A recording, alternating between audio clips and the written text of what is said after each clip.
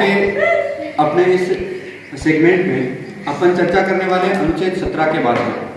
पिछले वीडियो में अपन ने अनुच्छेद 17 तक जो मूल अधिकार है उन सब की विस्तार से चर्चा करी है। उससे पहले हमने ट्रिक भी देखी है कि कौन कौन सी ट्रिक है जिसके माध्यम से हम इनको याद रख सकते हैं, जिसमें अपन ने अनुच्छेद 14 से लेकर 22 तक के सभी जो मूल अधिकार है उन सभी को ट्रिक के माध्यम से याद किया था। उसके बाद अनुच्छेद 19 के अंदर 6 प्रकार की जो स्वतंत्रताएं हैं उनको भी ट्रिक के माध्यम से याद किया था। आज हम चर्चा करने वाले हैं अनुच्छेद 18 और इसके आगे वाले फर्दर अनुच्छेदों के बारे में। सबसे पहली चीज अनुच्छेद 18 जो है, हालांकि इनको अपन ने समझ लिया है थोड़ा थोड़ा करके कि भाई सब अनुच्छेदों के अंदर क्या क्या चीजें मिलने वाली है। अब इसको विस्तार से पढ़ेंगे आज के अनुच्छेद 18 में क्या है। तो सबसे पहली चीज अनुच्छेद 18 जो है वो उपाधियों के अंत से संबंधित है। उपाधियों का अंत का मतलब है कि कई प्रकार की उपाधियां दी जाती है। अब इसमें कुछ छूट भी है कि कोई शैक्षणिक या फिर कोई सैन्य उपाधियां हैं वो उपाधियां दी जा सकती है, लेकिन इसके अलावा कोई भी उपाधि जो है वो नहीं दी जा सकती। दूसरी बात ये, उपाधि देना और लेना जो है ये एक सिर्फ और सिर्फ औचित्य रूप से कहा गया है कि उपाधियां नहीं दी जा सकती। बाकी इसमें अगर उपाधि दी जाती है या ली जाती है तो इसके लिए कोई भी दंडनीय अपराध नहीं है कि भाई आपने उपाधि दे दी तो आपको सजा मिलेगी, ऐसा प्रावधान नहीं है। यानी ये गैर दंडनीय अनुच्छेद है। सबसे पहले बात करते हैं इसमें 18(1) अनुच्छेद की। जैसा अभी मैंने कहा कि शिक्षा और सेना को छोड़कर अन्य सभी प्रकार की उपाधियां जो है वो नहीं दी जाएगी। शिक्षा और सेना के अंदर उपाधियां दी जा सकती है। जैसे शिक्षा के अंदर PhD हासिल करते हैं उसके बाद डॉक्टर की उपाधि लग जाती है, वकालत करने के बाद LLB की उपाधि लग जाती है। तो इस प्रकार की उपाधियां दी जा सकती है, इनके अलावा कोई उपाधियां नहीं दी जाती। 18(2) जो है वो भारतीय नागरिकों से संबंधित है कि भारतीय नागरिक जो है वो विदेशों से उपाधि नहीं ले सकते। भारतीय नागरिक विदेशों से किसी भी प्रकार की उपाधि जो है नहीं ले सकते। अब इसके बाद अपन बात करते हैं 18(3) की। पिछले वाले जो 18(2) वाला अनुच्छेद है उसमें ये कहा गया था कि भारतीय नागरिक उपाधि नहीं ले सकते, कहां से? विदेशों से। 18(3) ये कहता है कि जो विदेशी लोग हैं लेकिन वो भारत में निवास करते हैं वो लोग विदेशों से अगर उपाधि हासिल करना चाहे तो उपाधि लेने के लिए उनको अपना जो राष्ट्रपति है उससे परमिशन लेनी पड़ेगी। यानी राष्ट्रपति से परमिशन लेकर जो भारतीय नागरिक नहीं है यानी कि विदेशी नागरिक है लेकिन भारत के अंदर निवास करते हैं वो राष्ट्रपति की परमिशन के द्वारा क्या ले सकते हैं? उपाधि ले सकते हैं। यानी विदेशी नागरिकों के लिए उपाधि लेना वर्जित नहीं है, वो उपाधि लेंगे लेकिन उनको भारत के राष्ट्रपति से क्या लेनी पड़ेगी? परमिशन लेनी पड़ेगी। अच्छा, सभी विदेशी नागरिकों के लिए ये प्रावधान नहीं है, ये केवल उनके लिए है जो है तो विदेशी लेकिन रहते कहां पर है? भारत के अंदर। और उनको विदेशों से अगर कोई उपाधि लेनी है तो उनको क्या करनी पड़ेगी? राष्ट्रपति से पूर्व अनुमति लेनी पड़ेगी, यानी कि अनुमति लेनी पड़ेगी।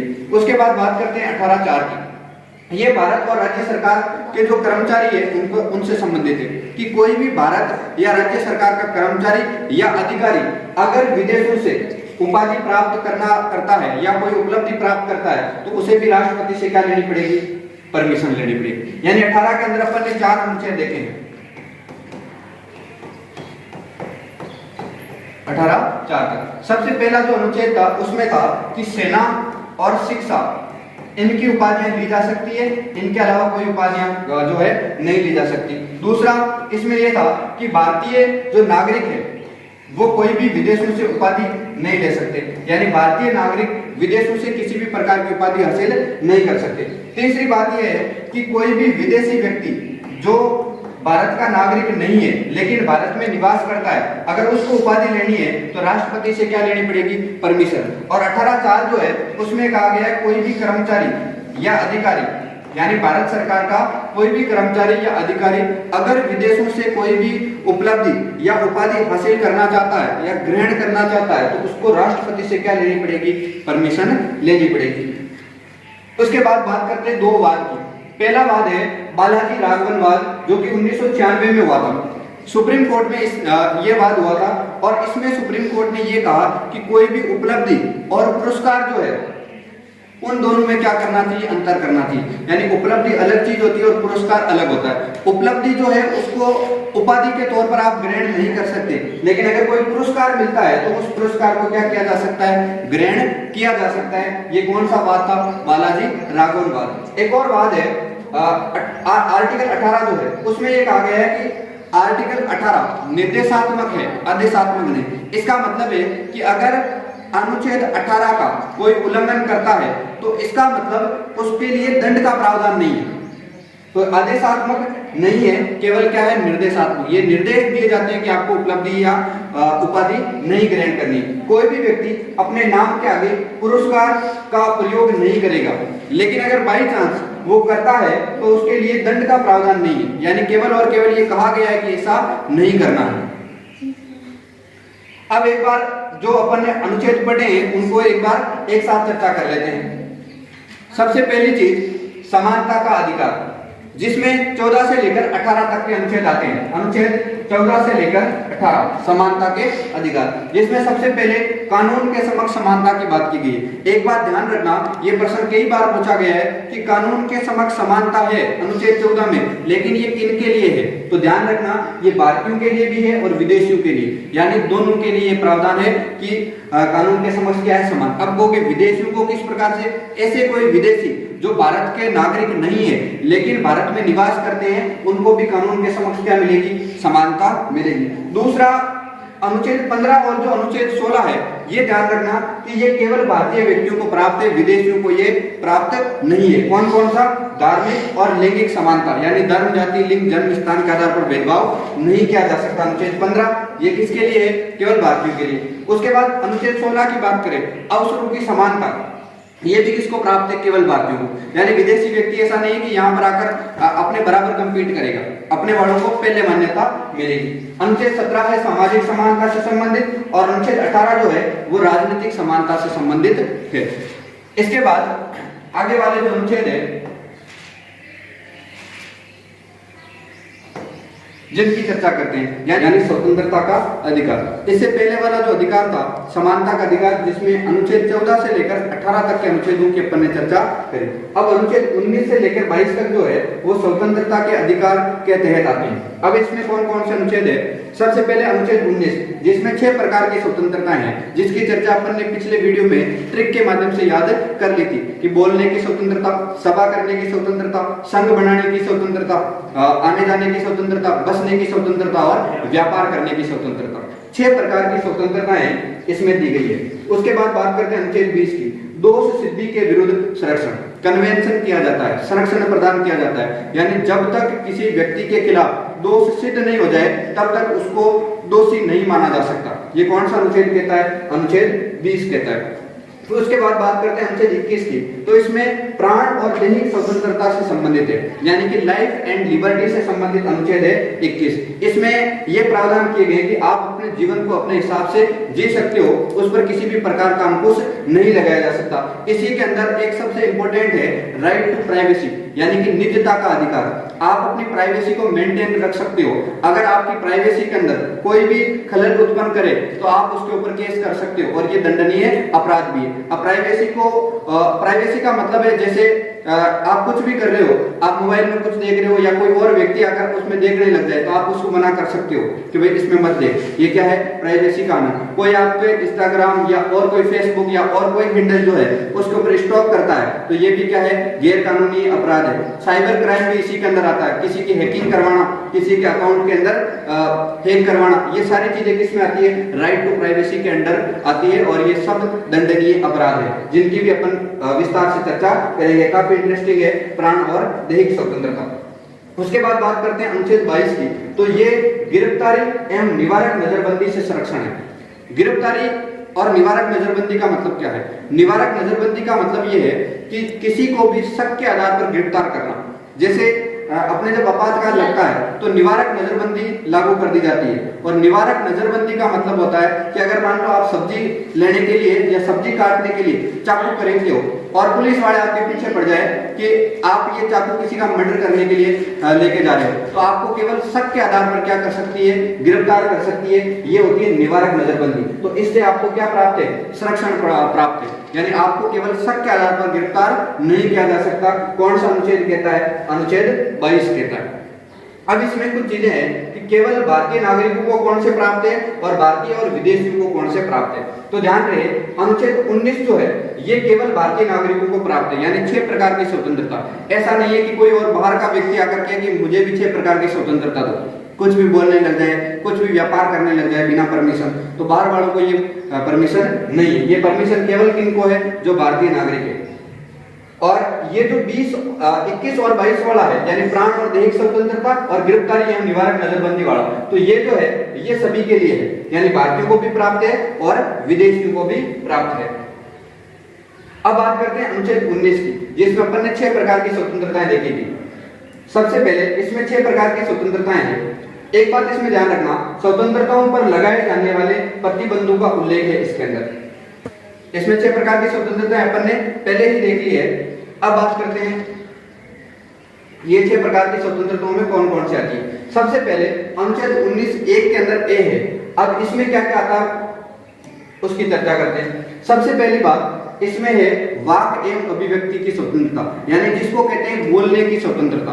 अब बोलने की स्वतंत्रता में क्या क्या आता है? सबसे मेन इसमें सवाल पूछा जाता है वो है प्रेस और मीडिया, यानी मीडिया कोई भी खबर छापती है, ये किस आधार पर छापती है? बोलने की स्वतंत्रता, अभिव्यक्ति की स्वतंत्रता, यानी मीडिया को अभिव्यक्त करने का अधिकार है, इसीलिए वो खबरें स्वतंत्र रूप से छाप सकती है। ये कौन सा अनुच्छेद कहता है? 19(1)(a), जिसमें प्रेस और मीडिया की स्वतंत्रता है। आप राष्ट्रीय ध्वज फहरा सकते हो, आपको कोई मना नहीं कर सकता कि राष्ट्रीय ध्वज क्यों फहरा रहे हो, ये भी क्या है? अभिव्यक्ति की स्वतंत्रता। अब लोगों के राष्ट्रीय ध्वज फहराना अभिव्यक्ति कैसे? कि राष्ट्रीय ध्वज फहराकर हम अपने देश के प्रति अपनी देशभक्ति या राष्ट्र प्रेम को प्रदर्शित करते हैं, इसलिए राष्ट्रीय ध्वज फहराने को भी किस में काउंट किया जाता है? अभिव्यक्ति की स्वतंत्रता में। उसके बाद बात करते हैं इंटरनेट की स्वतंत्रता। आप इंटरनेट का इस्तेमाल कर सकते हो, ये क्या है? आपका अधिकार है। ये भी किसमें प्रदान किया गया है? तो ये भी हमें अनुच्छेद 19(1) के अंदर प्रदान किया गया है।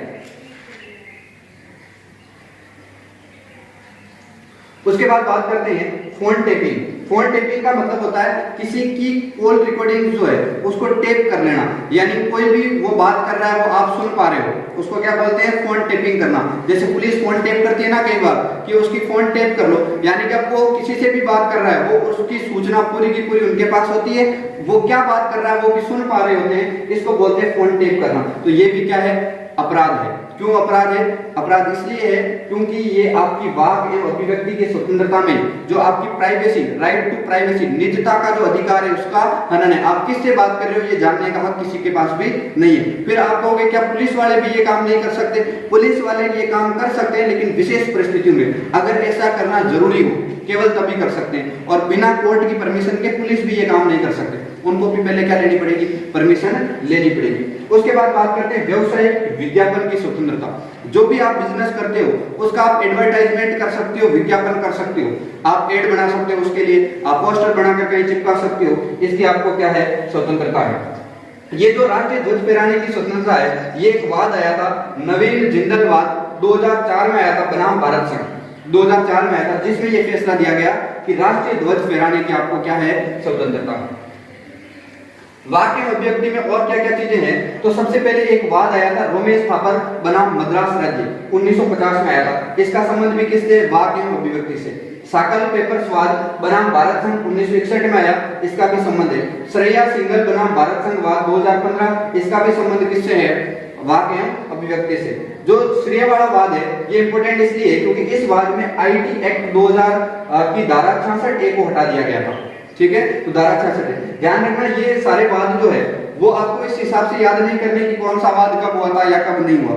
बहुत बड़े कॉम्पिटिटिव एग्जाम है जैसे राजस्थान आरएस का, आईएएस का, उन एग्जाम्स के अंदर ये क्वेश्चन पूछे जा सकते हैं, और वो भी उस प्रकार से कि निम्न में से कौन सा वाद वाक्य एवं अभिव्यक्ति की स्वतंत्रता से संबंधित नहीं है। तो 3 ऑप्शन ये होंगे, चौथा ऑप्शन कोई और दे देगा। बाकी छोटे एग्जाम्स के अंदर ये क्वेश्चन नहीं आएंगे कि ये बात इसका है या नहीं है, ये ज्यादा इंपॉर्टेंट नहीं है। इसके बाद बात करते हैं अनुच्छेद 19(1) के अंदर बी क्या कहता है? निशस्त्र एवं शांतिपूर्वक सभा। जैसे हमने कहा था बोलने की, सभा करने की स्वतंत्रता, तो सभा और सम्मेलन करने का अधिकार है, लेकिन उसमें 2 शब्द लिखे हुए हैं, निशस्त्र एवं शांतिपूर्वक। निशस्त्र का मतलब ऐसा नहीं है आप बंदूकें लेकर सभा करना शुरू कर दो कि हम तो सभा करेंगे, रोड के बीच में खड़े हो गए हम तो सभा करेंगे, शांति भंग कर रहे हो आप, जो गाड़ियां आ रही है उनको जाने से रोक रहे हो आप, तो एक तरीके से आप अपने अधिकार का दुरुपयोग कर रहे हो, तो वो नहीं कर सकते। निशस्त्र और शांतिपूर्वक सभा होनी चाहिए। ऐसा नहीं कि सभा के अंदर आप उग्र भाषण दे रहे हो कि हमें ये करना है, हम वहां जाके किसी को मार देंगे, इस प्रकार की सभाएं नहीं कर सकते। तो निशस्त्र होनी चाहिए और शांतिपूर्वक होनी चाहिए, लेकिन इसमें हड़ताल करने की स्वतंत्रता ध्यान रखना। हड़ताल भी उग्र तरीके से और एक शांतिपूर्वक रूप से की जा सकती है, तो शांतिपूर्वक हड़ताल करने की स्वतंत्रता इसमें है। उसके बाद 19(1) का सी यानी तीसरा, संघ या संगठन बनाने की या समितियां बनाने की स्वतंत्रता।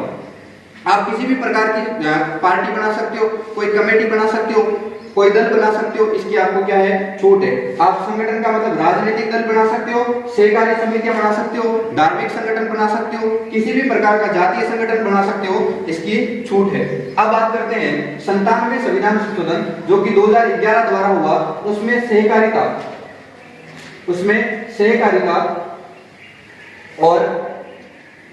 को संवैधानिक दर्जा दिया गया। यानी सहकारिता को क्या दर्जा कब दिया गया, ये क्वेश्चन पूछ लिया जाए तो 2011 में दिया था। और कहां जोड़ा गया, भाग 9B। और अनुच्छेद कहां से कहां तक, 243Z(X) से लेकर 243Z(T) तक। यानी अपने अनुसूचियों में 243Z(X) से लेकर 243Z(T) तक संबंधित है पंचायती राज। इसके बाद बात करते हैं अनुच्छेद 19(1) का D, यानी आप भारत में कहीं पर भी विचरण कर सकते हो, बोलने की, सभा करने की, संघ बनाने की, घूमने की। तो ये चौथी स्वतंत्रता कौन सी है, घूमने की। आप पूरे भारतवर्ष में कहीं पर भी घूम सकते हो, इसकी क्या है, स्वतंत्रता है। उसके बाद 19(1) E, इसमें है निवास करने की, बसने की। आप पूरे भारत में कहीं पर भी बस सकते हो, रह सकते हो, इसकी भी क्या प्रदान की गई है, स्वतंत्रता। लास्ट है 19(1) F, इसमें संपत्ति की स्वतंत्रता का क्या है, उल्लेख। यानी आप अपनी संपत्ति जो है उसको सुरक्षित रख सकते हो, इसका उल्लेख किया गया है। एक संविधान संशोधन होता है 44वां, उसके द्वारा इसे क्या कर दिया, समाप्त कर दिया। यानी कि पहले जो थी वो 7 थी, पहले 6 थी, जिसमें से ये वाली हटा दी गई और इस तक रखा गया। इसके आगे चर्चा करते हैं अगली 19(1) G, व्यापार, वर्दी एवं आजीविका की स्वतंत्रता।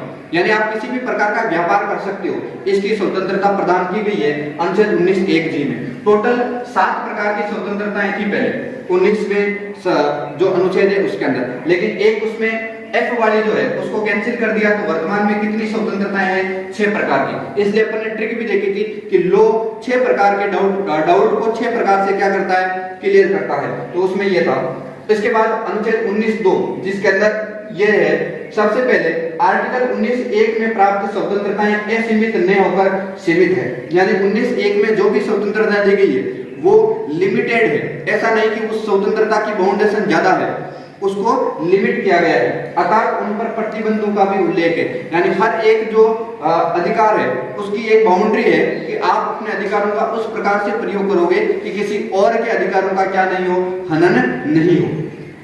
अब इसमें कौन कौन से प्रतिबंध है, सबसे पहले एकता और संप्रभुता को चुनौती। यानी राष्ट्रीय एकता और जो संप्रभुता है उसके ऊपर कोई खतरा नहीं आना चाहिए इसकी वजह से। दूसरा, राज्य की सुरक्षा पर कोई खतरा नहीं आना चाहिए। तीसरा, विदेशों से मित्रता प्रभावित नहीं हो। ऐसा नहीं हो कि आपको कि मुझे बोलने की स्वतंत्रता है, इसका मतलब मैं विदेशों के बारे में कुछ भी अनाप शनाप बोल दूं और हमारे देश की विदेशों के अंदर इमेज उससे खराब हो जाए, तो ये भी नहीं कर सकते। तो बोलने की स्वतंत्रता है, लेकिन अपनी लिमिट में लेकर आप बोलोगे। न्यायालय की अवमानना नहीं कर सकते। आप कहोगे मुझे बोलने की स्वतंत्रता है, तो आप न्यायालय के अंदर जाकर उसकी डिसरिस्पेक्ट करना शुरू कर दो, तो वैसा भी नहीं कर सकते, उसकी भी बाउंडेशन है। नैतिकता और सदाचार के आधार पर, यानी आप जो भी कार्य कर रहे हो वो मोरली करेक्ट होना चाहिए, नैतिक रूप से सही होना चाहिए, इसकी भी क्या है, बाध्यता। जनजातीय क्षेत्र और संस्कृति उससे प्रभावित नहीं हो। आप आकर सोशल मीडिया पर लाइव आकर कहीं पर भी किसी जनजातीय समुदाय या जातीय समुदाय के बारे में अभद्र टिप्पणियां करना शुरू कर दो, तो ये भी क्या है, अवैध है, गैर कानूनी है। तो ध्यान रखना, बोलने की स्वतंत्रता है लेकिन उसकी लिमिटेशन है। हालांकि आप चाहो तो प्रधानमंत्री पर कटाक्ष कर सकते हो कि भाई प्रधानमंत्री ने ये काम गलत किया है, मुख्यमंत्री पर भी कर सकते हो, आप किसी भी राजनेता के ऊपर कर सकते हो, किसी धर्म में अगर कोई व्यक्ति गलत कार्य कर रहा है तो उसके बारे में भी बता सकते हो, लेकिन शिष्टाचार के साथ में। ऐसा नहीं कि आप अभद्र भाषा का प्रयोग करके और ये सारी चीजें करने लग सको। कानूनी व्यवस्था प्रभावित नहीं होनी चाहिए। सबसे मेन चीज इसमें क्या है कि ऐसा नहीं हो कि इसकी वजह से कानूनी व्यवस्था प्रभावित हो। अब बात करते हैं अनुच्छेद 20 की, दोष सिद्धि के संबंध में संरक्षण। जब तक किसी व्यक्ति का दोष सिद्ध नहीं हो जाए, यानी जब तक किसी व्यक्ति को कानून खुद अपराधी नहीं मान ले, तब तक उसको अपराधी नहीं माना जाएगा, उसको गुनहगार नहीं मानेंगे। इसमें कुछ अनुच्छेद है जिनकी चर्चा करते हैं। सबसे पहले अनुच्छेद 20 है कार्योत्तर विधि से संरक्षण। इनका मतलब क्या होता है ये भी अपन देखेंगे। दूसरा है दोहरे दंड से वर्जना, 2 बार दंड नहीं दे सकते किसी को। आत्म अभिसम्मन से मनाई, किसी को जबरदस्ती गवाही देने के लिए बाध्य नहीं कर सकते। ऐसा नहीं है कि पुलिस वाले किसी को पकड़ के आए और उसको कहे कि तू अपने खुद के खिलाफ गवाही दे जबरदस्ती, क्योंकि तू ये गुनाह कबूल कर ले। कई बार होता है ऐसा, तो ऐसी कार्य नहीं किया जा सकता। ये अनुच्छेद 20(3) कहता है कार्योत्तर विधि से संरक्षण, दोहरे दंड से वर्जना और आत्म अभिसम्मन से मनाई। अब देखते हैं कि इनका मतलब क्या होता है तीनों का। कार्योत्तर विधि से संरक्षण का मतलब है जिस समय जो कार्य किया गया है उसका दंड उसी के हिसाब से किया जाएगा। यानी कि जिस समय जो कार्य किया गया है उसके लिए निर्धारित सजा ही दी जाएगी, उसके अलावा भिन्न सजा नहीं दी जाएगी। यानी जो काम आपने किया है आपको दंड भी उसी के आधार पर मिलेगा। ऐसा नहीं कि आप क्या कर सकते थे उस आधार पर मिलेगा, आपने क्या किया है उस आधार पर ही आपको क्या मिलेगा, दंड मिलेगा। अगर आपने मर्डर किया है तो मर्डर के हिसाब से सजा मिलेगी, अगर चोरी की है तो चोरी के हिसाब से सजा मिलेगी। अब चाहे आपने प्रधानमंत्री के घर पर चोरी करी हो या किसी आम आदमी के घर पे चोरी की हो, चोरी की सजा चोरी की सजा के हिसाब से ही मिलेगी, कोई भिन्न सजा नहीं मिलेगी। आपराधिक कानून भूत लक्षी प्रभाव से लागू ना होकर भविष्य लक्षी प्रभाव से लागू होते हैं। भूत लक्षी का मतलब होता है कि पिछले आपने जो काम किया है उसके हिसाब से ऐसा नहीं होगा कि आप पहले कुछ अपराध करते थे उसके आधार पर आपको कोई सजा दे दी गई, ऐसा नहीं होगा। एक अपराध के लिए आपको केवल कितनी बार सजा हो सकती है, एक ही बार सजा हो सकती है। आगे देखते हैं दोहरे दंड से वर्जना। वर्जना का मतलब होता है मनाई, आपको 2 बार दंड नहीं दिया जा सकता। जैसे अभी मैंने कहा आपने एक अपराध किया तो उस एक अपराध के लिए सजा भी कितनी बार मिलेगी, एक ही बार मिलेगी। एक अपराध के लिए आपको 2 बार सजा नहीं मिल सकती। एक कार्य के लिए एक ही दंड दिया जा सकता है, दोहरा दंड नहीं दिया जा सकता। इसमें ध्यान रखना प्रशासनिक दंड इसमें शामिल नहीं है। प्रशासनिक दंड का मतलब है जैसे कोई गवर्नमेंट सर्वेंट है और वो गवर्नमेंट सर्वेंट कुछ गलत काम करता है जिसकी वजह से एक तो उसको सजा भी मिलेगी। प्रशासनिक दंड ये होता है कि उसको कार्य से मुक्त कर दिया जाए, सस्पेंड कर दिया जाए, लाइन हाजिर कर दिया जाए। तो ये क्या होता है, प्रशासनिक दंड होता है, जिसमें उसकी जो प्रशासनिक छवि है उसको डिमीन किया जाता है, यानी उसके अंदर कुछ ना कुछ गिरावट कर दी जाती है, वो होता है प्रशासनिक दंड।